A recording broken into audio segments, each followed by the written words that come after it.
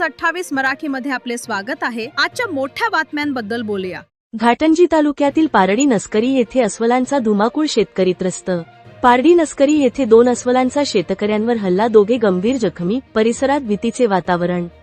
तालुक्यातील मौजा पारडी नस्करी येथे आज सकाळी शेतात काम करत असताना 2 अस्वलांनी शेतकऱ्यांवर प्राणघातक हल्ला केल्याची धक्कादायक घटना घडली। या घटनेमुळे परिसरातील शेतकरी वर्गामध्ये भीतीचे वातावरण निर्माण झाले असून वन विभागाने तात्काळ उपाययोजना कराव्यात अशी मागणी जोर धरत आहे। मिळालेल्या माहितीनुसार पारडी नस्करी ता. घाटंजी जी. यवतमाळ येथील शेतकरी तारसिंग उत्तम जाधव वय 45 वर्षे व झालाबाई उत्तम जाधव वय 65 वर्षे हे आज सकाळी सुमारे 8 वाजताच्या सुमारास स्वतःच्या शेतशिवारात पेरणीपूर्व मशागतीचे काम करत होते। यावेळी अचानक 2 अस्वलांनी त्यांच्यावर हल्ला चढविला। या हल्ल्यात दोघेही गंभीर जखमी झाले।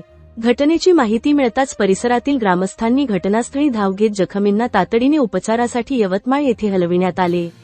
सध्या त्यांच्यावर उपचार सुरू असल्याची माहिती मिळाली आहे।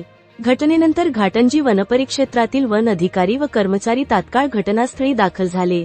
यामध्ये चेतन मेरे साहेब, खंडाडे साहेब, आखंडे सर, आत्राम मॅडम तसेच आर.ओ. शेख सर यांच्यासह वन विभागाचे कर्मचारी उपस्थित होते। त्यांनी जखमी शेतकऱ्यांच्या कुटुंबियांची भेट घेऊन त्यांना धीर दिला तसेच आवश्यक मदतीचे आश्वासन दिले।